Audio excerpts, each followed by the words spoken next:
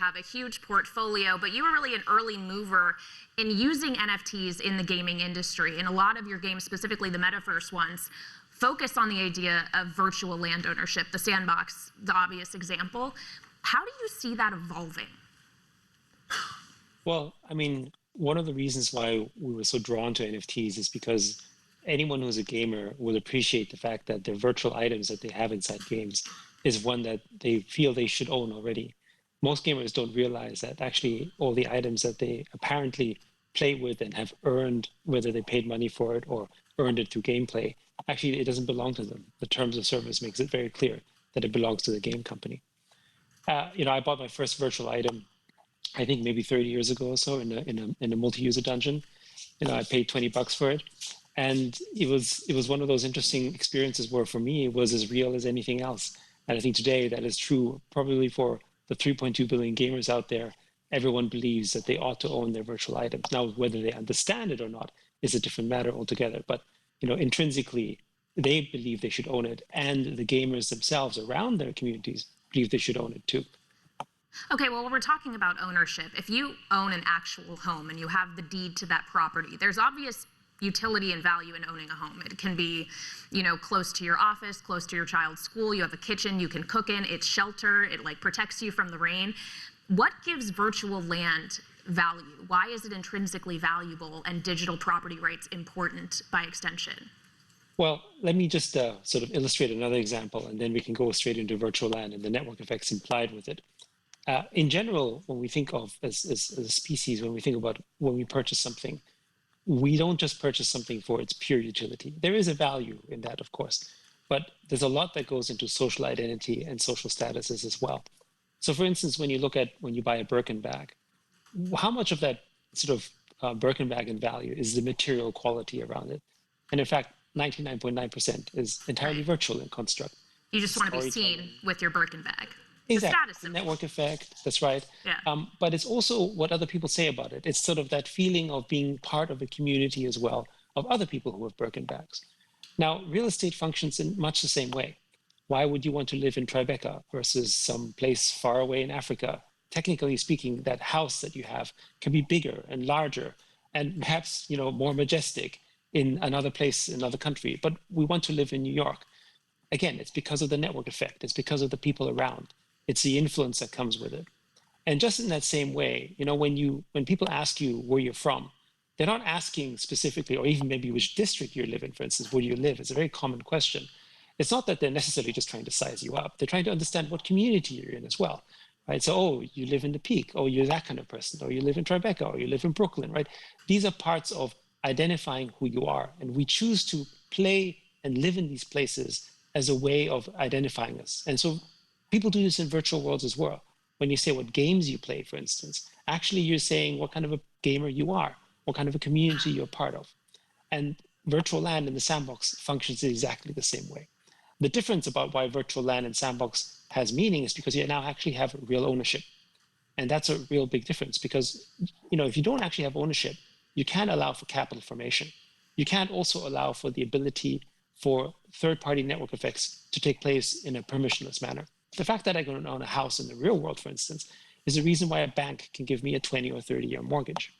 Now, for digital assets, that wasn't possible until you have blockchain, where at least someone can now say, well, I know you own this asset. Whatever that may be worth, I can give you the benefit of that capital formation, whether this generates yield and therefore I can do a 20 or 30-year forward, or whatever that is that I can construct. And it may not be one-to-one how it is in the physical world, but I can now do that because I have the certainty of ownership. Okay, so obviously there's the context of gaming, and I know the next panel is going to focus a lot on gaming, and I don't want to eat up too much of what they're going to talk about. But as you talk about kind of the idea of just digital property rights, obviously that goes well beyond the gaming sphere. That is everywhere. And I'm just wondering if you feel that that has developed enough, that there is enough structure around the idea of owning digital property at this point. Well, I think owning digital property is a relatively novel concept still. So I go to this concept around sort of what do we think is natural to us, as in like natural rights, right? And I think that certainly for gamers, the idea that you should own your sort of game items feels natural to them. And for the communities around them, it feels natural too. So it is essentially an implied right, although technically speaking, because data, which is the construct in which is created and formed, doesn't have a sort of legal construct. It's therefore a terms of service, right? It's basically under contract law, which technically means that they can take away, basically all your data rights just because you signed on a click-through agreement, which we think in and of itself is wrong. And I think this is the main thing that we need people to understand. That data is actually the natural resource of this metaverse, of Web3. And data is the valuable commodity in this place. When you think about 20, 30 years ago, when the internet came around, we were able to fairly price commodities in places like China or Vietnam or other places because people knew what the fair value was that commodity was paid for. A farmer in China could charge a fair price of rice, knowing that his rice was now sold for a certain value because the internet told him what the value was. The problem with data is we don't know this. The fact that we're all spending time on Facebook and Instagram, where there's no ticker next to us that says, today, your time will earn you $50 or earned Facebook $50. We can maybe make an assumption, but we don't really know. Now, what does your relationship to your platform change when you realize how much money they're actually making from you? And they don't tell you this intentionally because, it's to their benefit. It's a classic kind of arbitrage, except it's a different kind of knowledge arbitrage based on the data and the network effects that it can create. So property rights and data changes this because in the same way that, you can't send someone to slavery, for instance, right? You can't ask someone to work for free for you. And we think of the world, everyone who plays, games, for instance, or everyone who spends time on Facebook, we think of them as working essentially for free because they add to the network effect. After all, if we all stop using Facebook or we all stop playing sort of, Fortnite, for instance, actually the value of the game plummets to zero. Right, nothing is ever actually free in full Correct. Free terms, and we've definitely learned that with free trading, for example. We know how that has played out over the course of the meme stock era over the last several years. As we talk about property, of course, it's not just virtual land or physical land, whatever. There's also intellectual property rights, and I know that you have been making some investments as well into things like education and NFTs. How do you tie those two things together? So education is something that's very dear to us.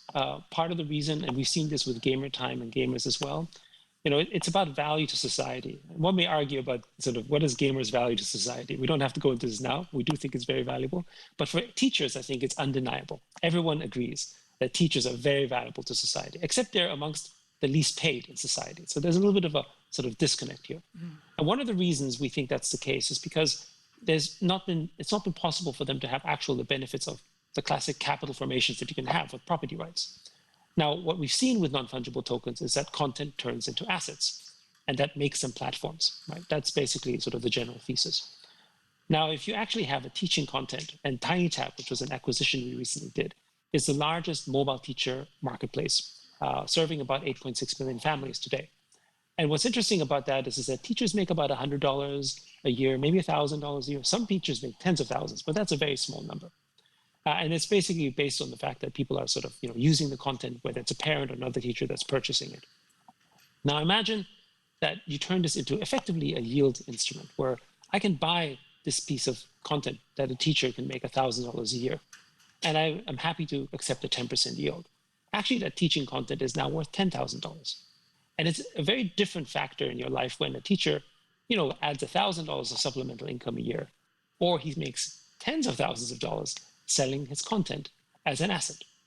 And that's what we've seen already with NFT artists, for instance. That's what happened there as well. But with teachers, we think it could be even bigger because teachers are amongst the biggest content creators in the world.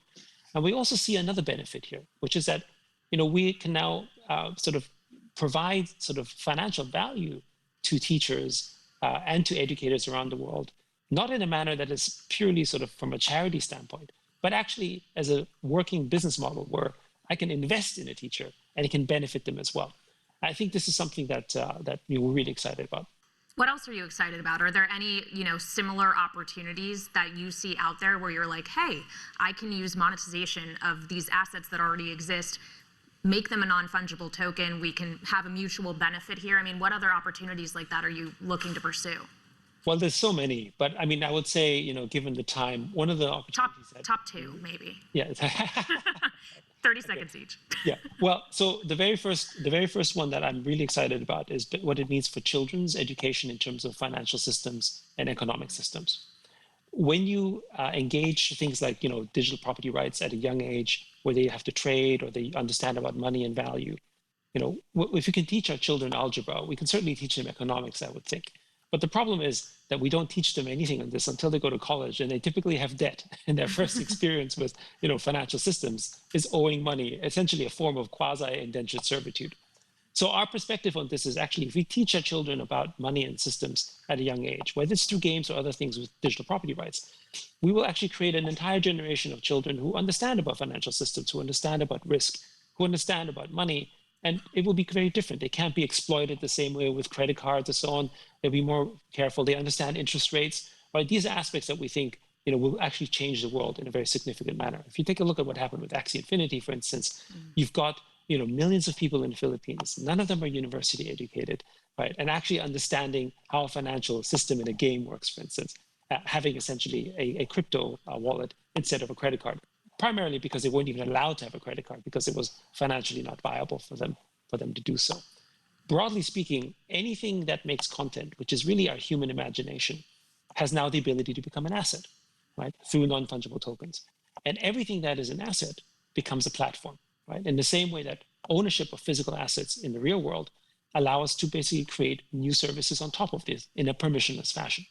So, whether this is music, film, entertainment, writing, all these areas that have barely been touched in terms of creating those forms of content into assets, this is all open, right? So platforms like Sandbox create the first wave into that. Land ownership is one element of it, but it's content creators that are using Sandbox as a platform to do that, right? Not that different from, I'm basically launching something on Fifth Avenue as a way to sort of launch my services to the world. That's the first part, but eventually this will just mushroom to the rest of to a global phenomenon, we believe. All right, so you've talked a lot about network effects and kind of these communities, and I want to get to DAOs because this was an actual real moment on one of my shows earlier today. Someone said, a fellow anchor, I was talking about a cryptocurrency stock that was rising. He's like, is it in the DAO? And I'm like, which DAO? He was like, the DAO. And I was like a decentralized autonomous org. He was like, no, the Dow Jones Industrial Average. So that was a nice, they sound the same. It's confusing. But how do you see that fitting into the work you are doing and that particular method of organizing evolving? So our general perspective on DAOs is that and we're really excited about this because it provides a way for democracy and democratic systems to evolve, but at the pace of technology. When you start experimenting with sort of democratic systems, which is what a DAO really is, it can have very disastrous effects if you do this in the running of a country and you have to experiment, and you can't really do the sort of MVP DAO approaches on an actual government. That would be a problem. But we can learn from this when you use it in virtual systems, whether this is a metaverse, whether it's a running of a token system, whatever that may be. And we see this emerging. You should expect that there's going to be thousands and thousands, if not tens of thousands of DAOs operating. I also think DAOs could be the future of work and in terms of the future of companies as well. Like in the same way that companies are in some cases bigger than countries, I believe DAOs can be bigger than that as well. And the main point of this is that it's community interest. Now, the classic argument has always been, well, if you have consensus by the masses, and how does anything move forward? And is there always people going to argue and nothing happens? Well, welcome to democracy, right? The one thing about democratic systems is, yes, maybe things don't move as quickly. On the other hand, they have good self-correcting mechanisms, provided that the community has the respective version of a national interest. And that's what we believe will happen. We think that DAOs create a form of micro-communities and micro-nationalism inside these type of ecosystems that are forming. And that, not to say that every DAO will succeed, just like every country doesn't succeed, but the ones that do, the ones that create that common thread, are actually going to be the ones from our perspective, sort of some of the biggest things, because everyone has a stake in it, as opposed to where only a small minority has an interest in it. All right, we only have about 90 seconds left, and I want to make sure to get to this while talking about democracies. You and I chatted by phone about a week ago, and you were talking about democratic liberalists who are staunchly anti-crypto, and how you kind of see this more broadly as just an outright war on capitalism. Can you just give us your hot take on that? So, this was something that I didn't really appreciate it until I was stuck in the US because of COVID. And my strong democratic sort of pro-liberal friends are actually didn't like crypto. And I didn't understand that. I couldn't connect it until I discovered that they didn't like capitalism. Now, I don't mean that in the sense that they don't appreciate that the system of capitalism and democracy might be connected. but that capitalism has, particularly in America, been the source of great injustice and inequity for the last 2 or 3 decades. And so they see this as a problem. They see capitalism as an ultimately only monopolistic outcome, and therefore, needs to be fought against. And so from my perspective, at least from an outsider perspective, I see this essentially as a different kind of war that's taking place, and perhaps maybe even at the heart of some sort of American politics right now around sort of, the perspectives on that. Now, our view on this, though, is, and this is the understanding, crypto, and particularly Web3, actually has very strong anti-monopolistic qualities to it. In fact, the fact that data is an open construct, that you can compose freely on top of it, that you can't have these monopolistic practices is actually of benefit. And I feel like if we can explain that better to them, they'll understand that actually Web3 and crypto is perhaps the answer that they seek to have both a capitalist system that can also be equitable.